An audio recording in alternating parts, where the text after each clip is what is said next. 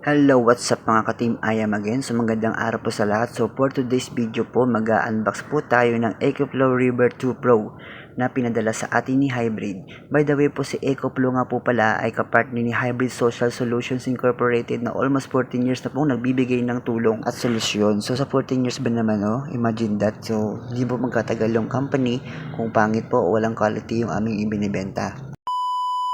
And yun, so sa muli, ito nga po pala si EcoFlow River 2 Pro. And so pansin nyo naman yung ganda ng quality nitong unit ni EcoFlow. So kung papansin nyo, medyo maalog yung aking pag-video dahil medyo mabigat-bigat din po itong unit. And so may naka-built-in din siya na blower para ma-avoid din yung pagka-overheat ng ating unit na to. So next po natin bubuksan is yung mga pre na accessories ni EcoFlow River 2. So ayan po siya. So ito po siya, may free po siya na betchin, pero do not eat daw. Next guys, ito naman po yung ating pangsaksak sa pang-charge din. Kung meron kayong kotse, saksak sa kotse nyo din sa main units. Next naman po guys yung adapter para sa 12 volt DC na output to router natin, router, wifi o any mo po mga natin dyan, appliances na pinapagana ng 12 volt supply. So plug and play lang po siya, no? So easy to operate this. Next po is yung ating power cord para sa ating main unit. Kung alanganin po yung init, yung maulan po, maulap, pwede po natin siya isaksak dito para mo ma-charge yung ating main unit na mabilis. Fast charging po siya. Yan. Dito po sa may butas, saksak nyo lang po dyan yung ating power cord. Then syempre, di naman papahuli yung ating manual na hindi maintindihan. So diba, ganda. Manual pa lang, goods na. Then next naman po yung ating unbox. Ito yung kanyang universal AC adapter. So tatlo po siya, no? Kasi I love you.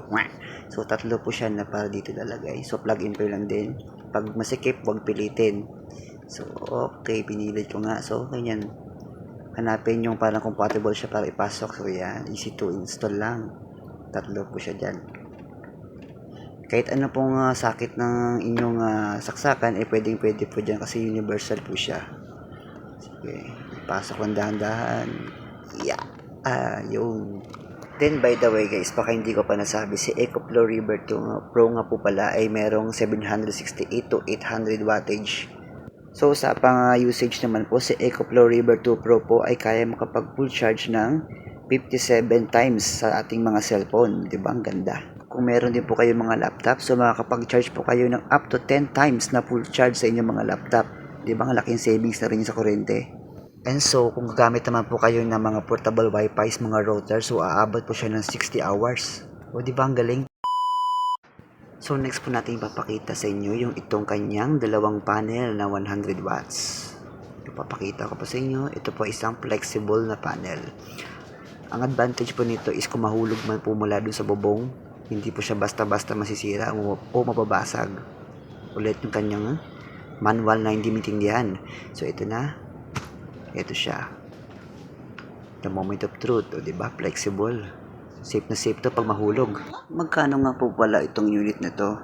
So based po sa Shopee, nagkakalaga po siya ng 32,480. So hindi ko pa po alam kung kasama na po yung panel nito, Hindi po namin po in-order ito sa Shopee. At mula po ito kay Hybrid. I-update ko na lang po kayo sa price nito.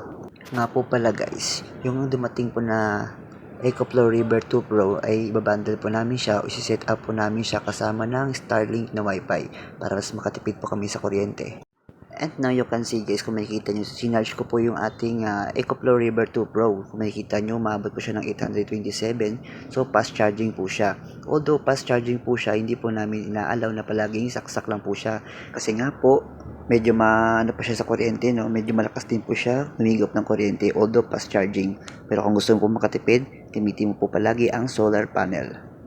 And so patapos na po yung ating unboxing moments. So papasalamatan ko po muna yung ating mga munting followers at ating munting viewers. Maraming salamat po. I love you.